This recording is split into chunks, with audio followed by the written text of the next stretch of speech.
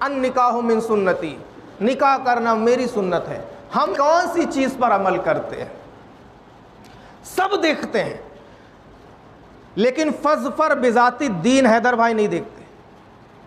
سب دیکھتے ہیں لیکن فظفر بذات الدین فضل بھائی نہیں دیکھتے۔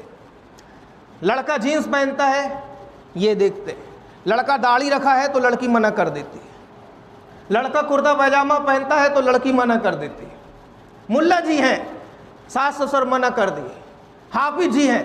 ساس سسر منع کر دیے، مولانا صاحب ہیں، ساس سسر منع کر دیے۔ لڑکی کی خوبصورتی دیکھی، حسن و جمال دیکھا،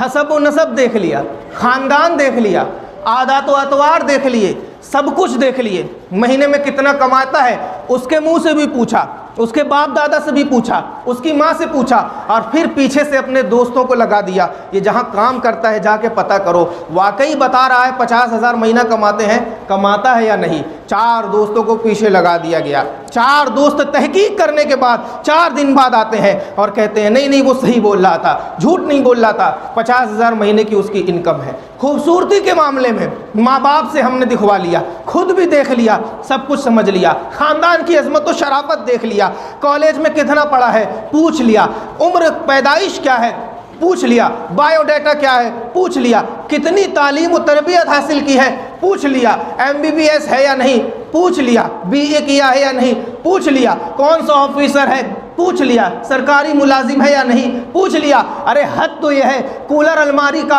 اور بڑھئی کا کام کرتا ہے تو اس کی بھی لیاقت کے مطابق اور رفعت کے مطابق جا کر کے تحقیق و جستجو کی، واقعی کولر الماری میں 4,000 روپیہ مہینہ کماتا ہے یا نہیں، واقعی بڑھئی کا کام کرنے میں 2,000 روپیہ ہفتہ کماتا ہے یا نہیں۔ ہر اعتبار سے ٹھوک لیا، بجا لیا، پیٹ لیا، سب کچھ کر لیا، لیکن یہ نہیں پوچھا 5 وقت کی نماز پڑھتا ہے یا نہیں، یہ نہیں پوچھا قرآن پاک کی تلاوت آتی ہے یا نہیں، یہ نہیں پوچھا مسجد میں جاتا ہے یا نہیں، یہ نہیں پوچھا ماں باپ کی قدر کرتا ہے یا نہیں، یہ نہیں پوچھا جمعہ کے دن نماز کے بعد قبرستان جا کر فاتحہ پڑھتا ہے یا نہیں، یہ نہیں پوچھا رمضان شریف میں روزہ رکھتا ہے یا نہیں، یہ نہیں پوچھا 50,000 آ تو رہا ہے حرام کا آ رہا ہے یا حلال کا آ رہا ہے، یہ نہیں پوچھا شراب پیتا ہے یا نہیں، یہ نہیں پوچھا جوا سے پیسہ تو نہیں آ رہا، یہ نہیں پوچھا سود تو نہیں کھا رہا، یہ تو نہیں پوچھا چوری تو نہیں کر رہا، یہ نہیں پوچھا کہ جو تیری انکم ہے وہ انکم حرام کی ہے یا حلال کی ہے، سب کچھ ہم نے دیکھ لیا، لیکن جس چیز میں